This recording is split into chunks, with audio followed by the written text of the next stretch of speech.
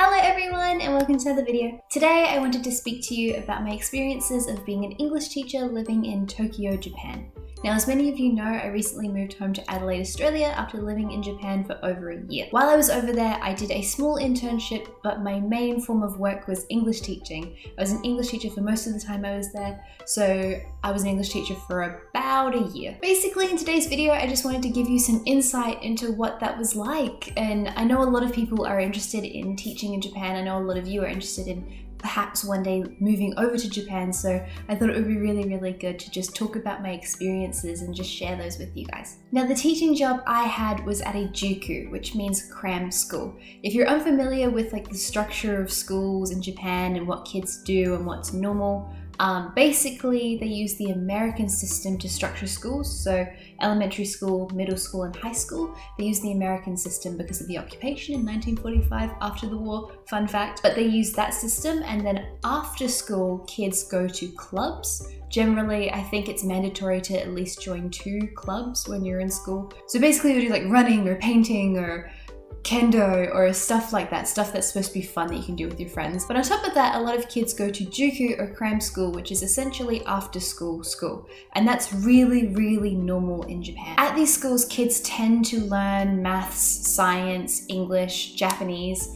Those are the main ones I've seen kids do. I think those are the most popular that they need help with. But it does depend on the child. One kid may take just like one subject, so maybe the only cram school subject they take is English, whereas some kids go like multiple days a week and they do multiple subjects depending on what they need or what their parents think they need. For a lot of my students, they only really went to cram school like once a week, and I only taught them 1 hour of English once a week. So yeah, really low impact compared to the image I had of cram school. My classes were fun. There was lots of like singing and dancing and like playing. I made sure there was lots of games in my classes because kids love games. And yeah, it was a really fun time, and I don't think it was ever really that intense for the kids. They had very minimal homework, like a very simple worksheet to do every week. If the kids didn't have time to do the worksheet, we just did it before the lesson. Like I used to go through it with them. My classes were anywhere between 1 student to 7-ish students. I taught parties and events and stuff that had way more kids, but like my normal classes, the biggest classes were like 7 or 8 kids. But generally, I'd say the average was about 4 children per class. And the age level was generally 3 to 12 years old. I had very few 3-year-olds and very few 12-year-olds. Most of my kids were about the age of 7. The 3-year-olds were so cute. They were so adorable. And we just went through like the simplest English with them. And it was just like playing games with like adorable little toddlers, and it was so much fun and I loved it. Now, if you want to know more about the types of English teaching, I can't go too in depth in this video because otherwise we're going to be here for far too long. I will put a link in the description down below to a Gaijin article that explains it pretty well. But basically there are 2 popular modes of doing English teaching in Japan. The first is being an ALT, which means Assistant Learning Teacher. This is what the JET program does. Essentially, you have a full-time job. It's a salaried job. It pays pretty well depending on the company that you go with. It's really secure, and you are an assistant to a Japanese teacher teaching English. You are there primarily to help with pronunciation. The other way to be an English teacher in Japan is to work at eikaiwa. Eikaiwa are like English language schools, and they vary depending on like what the company is like. Some companies will teach just adults, some companies will teach just children, some companies will teach adults and children.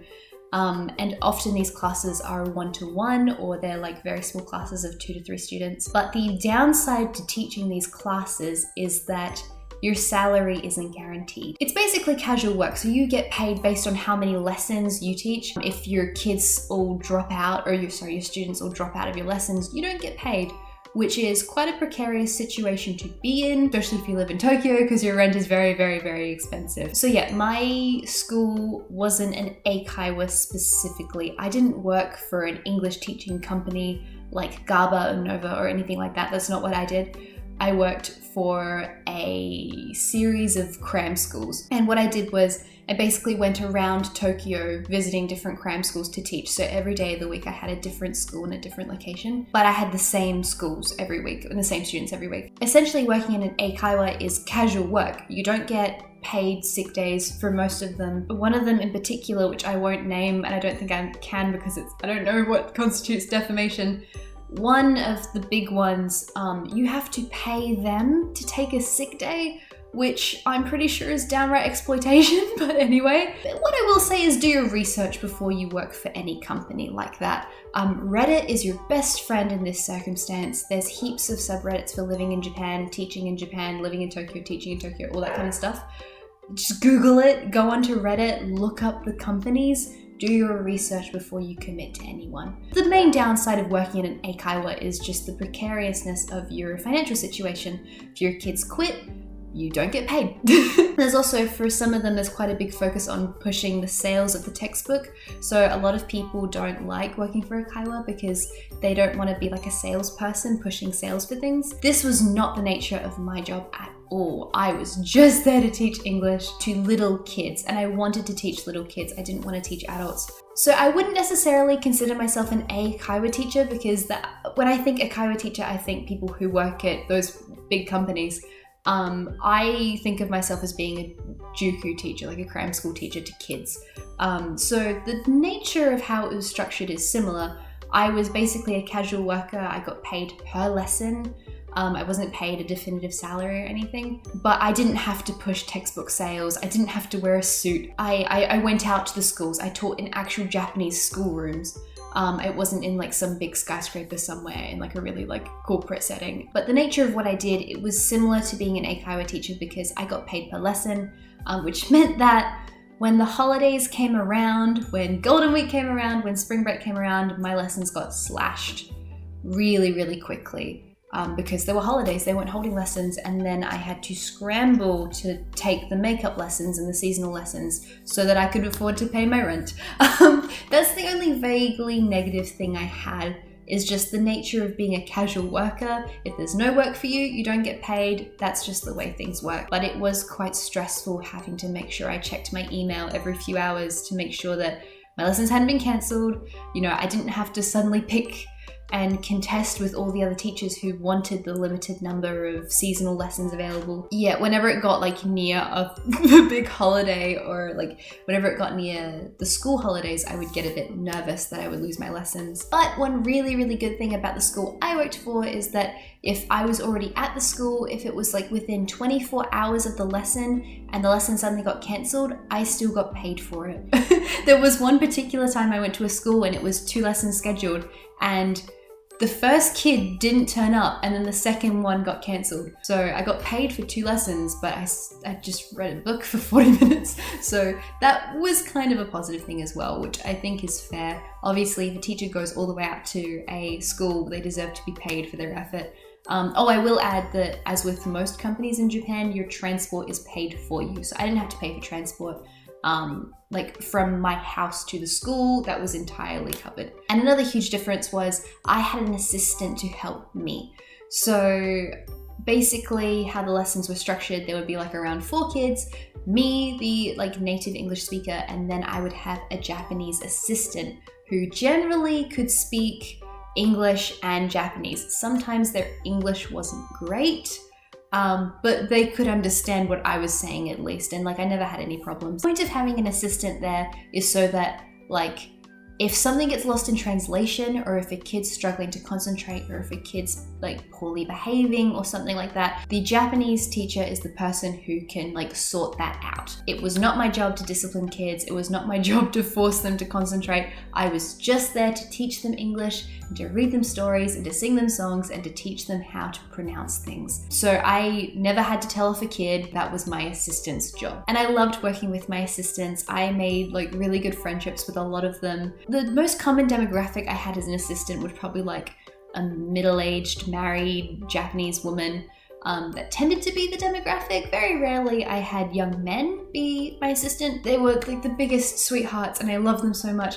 And one assistant that I had, when I said goodbye to her, it was so sad. Like she actually like started crying, and she was like, it's like saying goodbye to my daughter. And like the second she said that, I started crying, and it was like, we have each other's emails, so it's okay. And all of my assistants were just absolute sweethearts, and I loved them. And it's one of the reasons I really, really loved my school, was because I got to work so closely with wonderful people who were really, really nice, who really cared about the kids, who were genuinely kind, lovely people. Now, I'm not going to tell you guys specifically what company I worked for. I don't even want to allude to what company I worked for. I'm trying to be quite careful about the information I give out, because if I ever move back to Japan to teach English, I want to work for this company.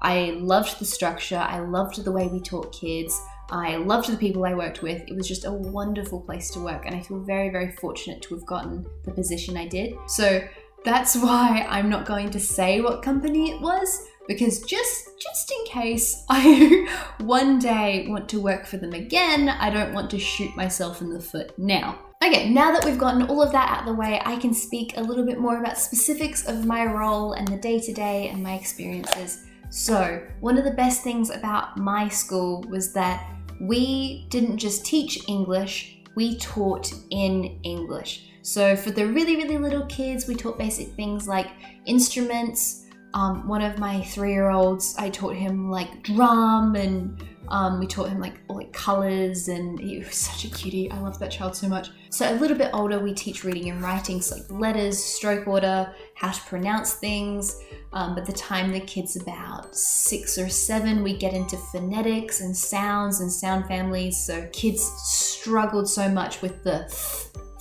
sound. So I had to get quite creative as to how I explained where your mouth sits. And kids also sometimes struggled with and n and r and l sounds as well.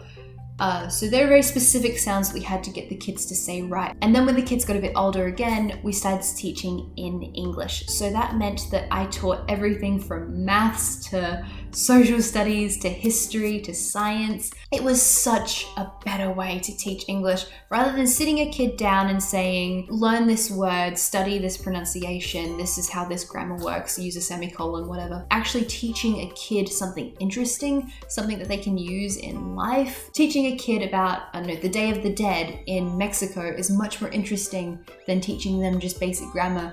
And kids are going to soak up stuff that they find interesting or stuff that they find fun so much more. So those were basically my everyday lessons. On top of that, I also did events. I did Christmas parties, Easter parties, Halloween parties, and school camps as well. Those were all so much fun. The Halloween one, I dressed up as a witch, and I had this big, huge witch hat. And I had this huge box of candy, and I had like a trail of adorable kids behind me, all dressed in Halloween costumes, and we were like pretending to trick or treat. Christmas parties were so much fun, and there was so much singing and games, and I still can't believe I got paid to do those because they were just a lot of fun. I think what's really important about being an English teacher is that you do enjoy it a lot. I loved being an English teacher. So whenever I turned up to work, I was like very happy and genki and excited to be there because I just love the kids, and I love working with children. I taught about 50 kids a week, just over 50 kids a week. On top of that, I had like other kids who I saw every now and then because I was a substitute every now and then for them. But my core 50 kids, I knew all of their names. I knew all of their favorite colors. I knew all of their favorite foods. Genuinely caring about the kids is so important to your success as an English teacher in Japan. If you come in with the premise of, I don't like kids, I don't want to be here, this isn't my career, I'm just doing this so I can live here, I think that's a really bad attitude to have. And some people don't like kids. Some people come into this job and they don't like kids and they just do it because it's a way to earn money, and I understand that. I went in and I was like, oh, this isn't my career, but I had so much fun and I learned so much. I learned so many skills that were so essential to me, like the interpersonal skills, the problem-solving skills, the confidence I developed from being an English teacher is so invaluable to me personally. The kids I was with for a really long time, I watched them grow so much and I watched them improve so much, and it was such a joy to see a child like learn something because I taught them, and it was just wonderful and I loved it, and I wouldn't give up that experience for anything. I loved it so much. One slight difficulty we had was I was strictly not allowed to speak Japanese to the kids. But the fact I couldn't speak Japanese to the kids sometimes made it really hilarious. Like, a lot of the kids just assumed I didn't know any Japanese. They just assumed I couldn't speak Japanese. So some kids would say stuff that's like mildly rude, like not disrespectful, but like stuff you wouldn't necessarily say in front of your teacher.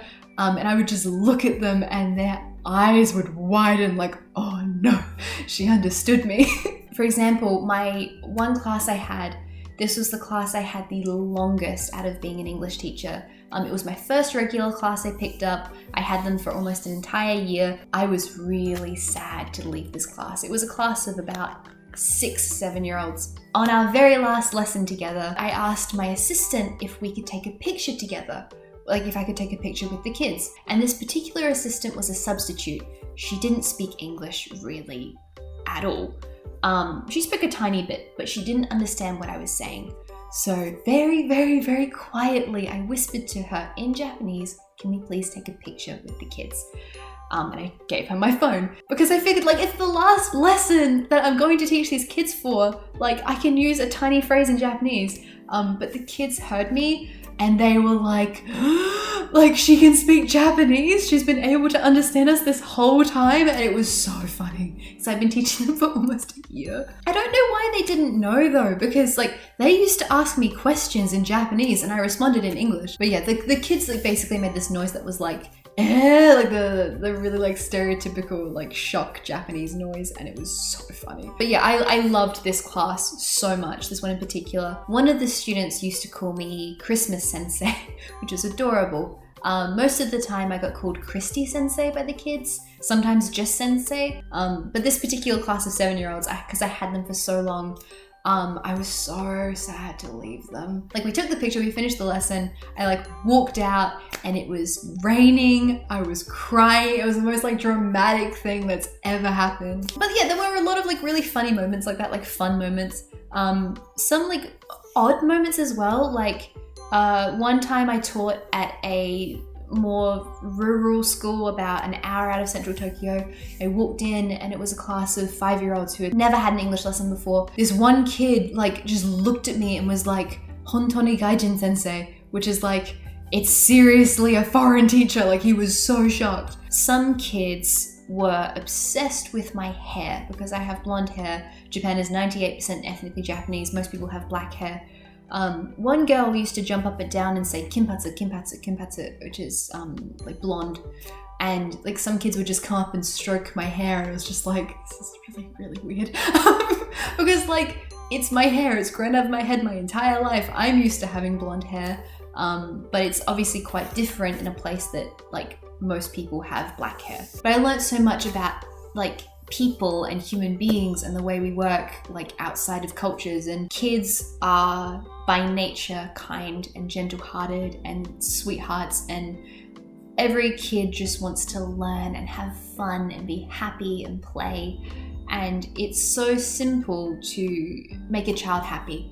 You just have to be nice to them. But the kids made me feel so happy because the simplest stuff made them happy, and like I always left work in a good mood. I loved teaching. I loved it so much more than I thought I would. Even though it's been months, I still miss my students and I miss my assistants and I miss being a teacher. You know, it's not like the only job I'm gonna have in my life. Again, not my career, but I loved it so much and it was such a fun thing to do, and I gained so much from being an English teacher. I learned so many skills and I wouldn't give up that experience for anything. If you have the ability to teach English in a foreign country, do it. Just do it. Take a year off and just go teach English because it is so much fun and you will learn so much and you will gain so much personally from the experience. But yeah, the experience is totally worth it, and as I said, I would love to go back and teach again, just like I've not ruled out living in Japan again if the opportunity is right and the timing is right. I have so many more stories about being an English teacher, but I'm not going to have time to fit them into this video. So I'm probably going to have to end this here. Thank you guys so very much for watching. I hope you enjoyed the video and have a lovely day. Bye-bye.